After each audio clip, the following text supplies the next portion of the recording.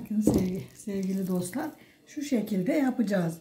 Şimdi onun içine değil kızım. Sonra sadece nasıl kesildiğini gösteriyorum. Bakın bu şekilde keseceğiz ve hazırlayalım önce. Sonra görüşürüz. Hepsini hazırladıktan sonra. Bakın. Şöyle koyacağım.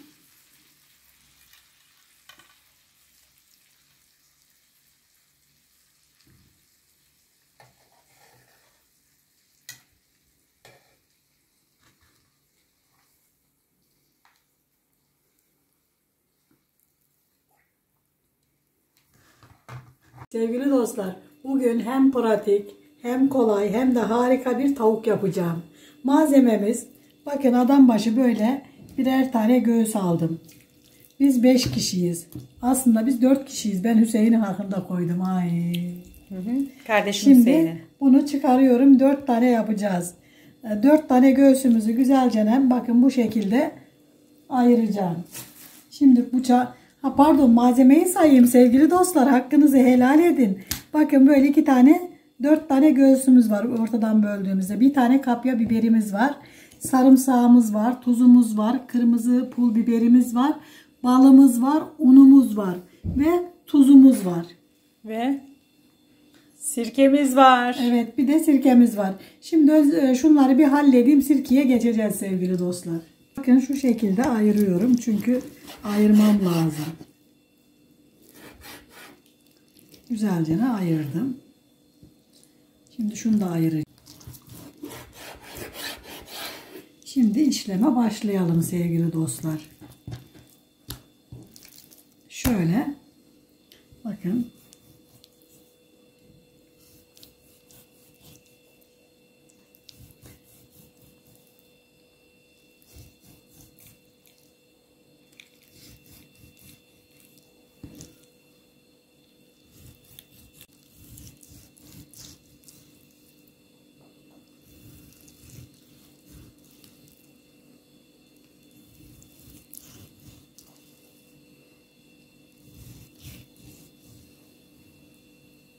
Bakın sevgili dostlar, şu şekilde yapacağız.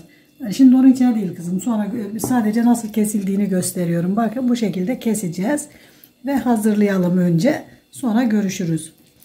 Hepsini hazırladıktan sonra. Şöyle ucundan tutuyorum. Şu şekilde, yani kuşbaşı kare gibi düşecek şekilde ne yapıyorum? Böyle dilimlerle ayırıyorum. Tamamen kesmiyorum, bakın sevgili dostlar, dikkat ederseniz. Sonra da çeviriyorum bunu. Bakın bu şekilde çeviriyorum ve şimdi böyle kesmeye, uzununa kesiyorum. Eğer bıçağınız keskin olursa bu işlemi daha güzel yaparsınız sevgili dostlar. Benim bıçağım biraz körelmiş. Maalesef. Bu şekilde böyle yapalım, hazırlayalım. Ondan sonra unumuzun içine bir şeyler koyacağız tabii. Birazcık zerdeçal. Tavuğa çok yakışıyor. Unumuzun içine birazcık köri. Ondan sonra biraz pul biber. Herkes neyi seviyorsa katabilir. Bakın şöyle birazcık da tuz ilave edip unumuzu güzelce ne yapacağız? Karıştıracağız.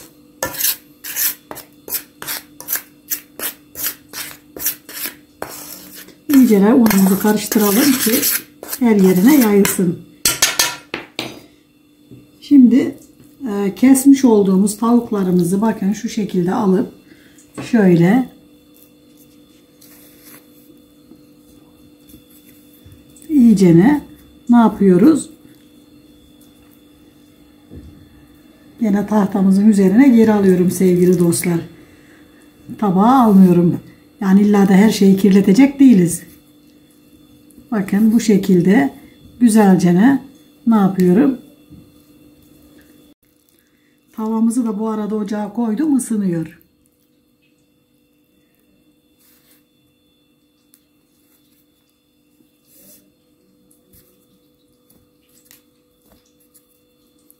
Lokum gibi duruyorlar.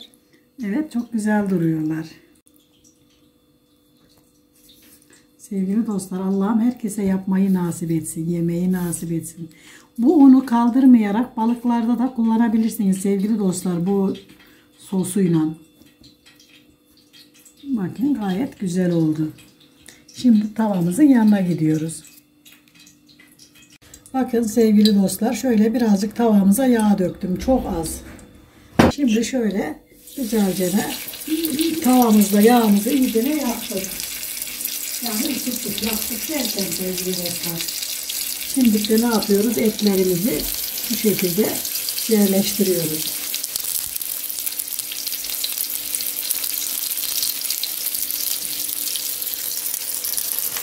Tam sığıyacak.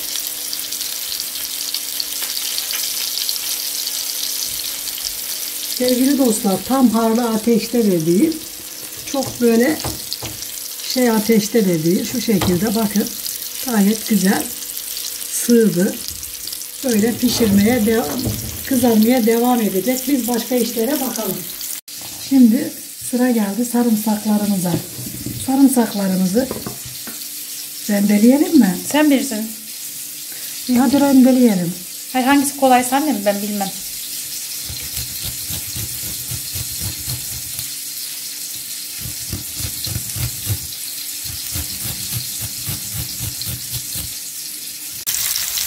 Bakın sevgili dostlar, şimdi böyle harika çeviriyoruz.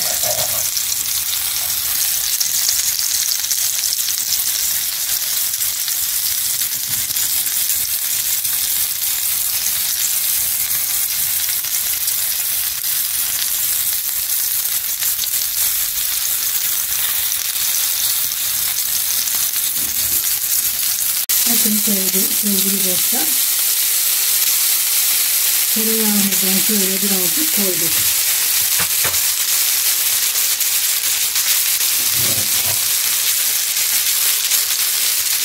Üzerine rendelemiş olduğumuz sarımsaklarımızı da koyduk ve pişirmeye devam ediyoruz.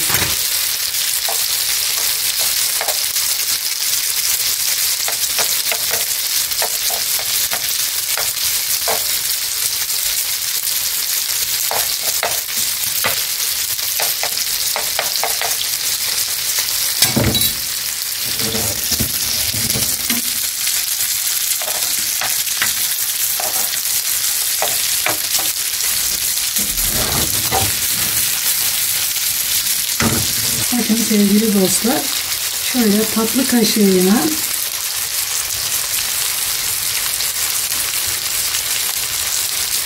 bir kaşık da bal ilave ediyorum.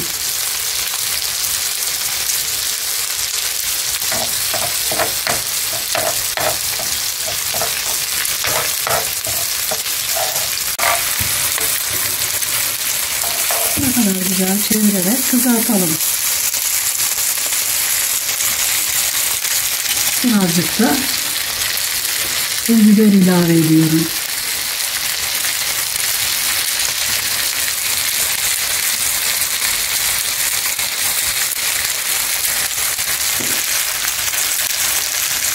Ve kızartmaya devam.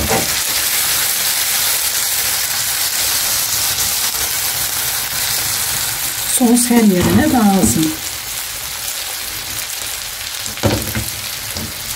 Tatlıyı değil mi? Şu an oldu.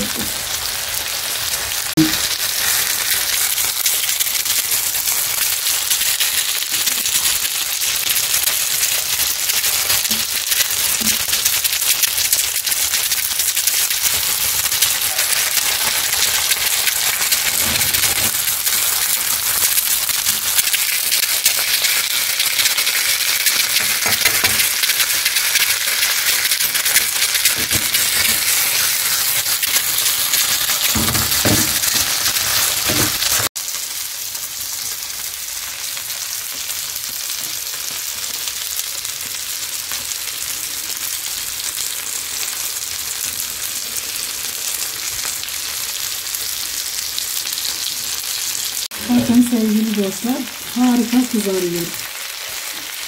Ve çok lezzetli olacak. Şöyle bir 5 dakikası daha kaldı. Hem kolay hem de zevkli.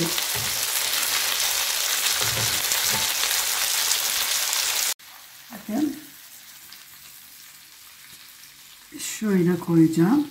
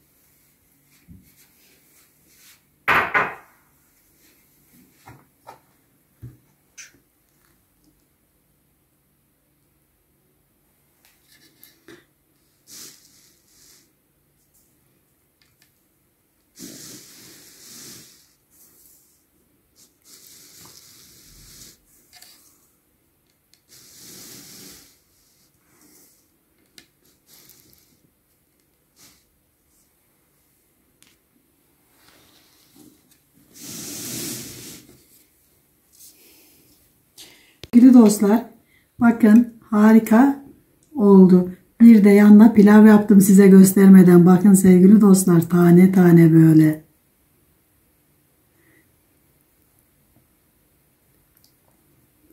Son bir Yapacak şeyini. olanlara kolay gelsin. Yiyecek olanlara afiyet olsun.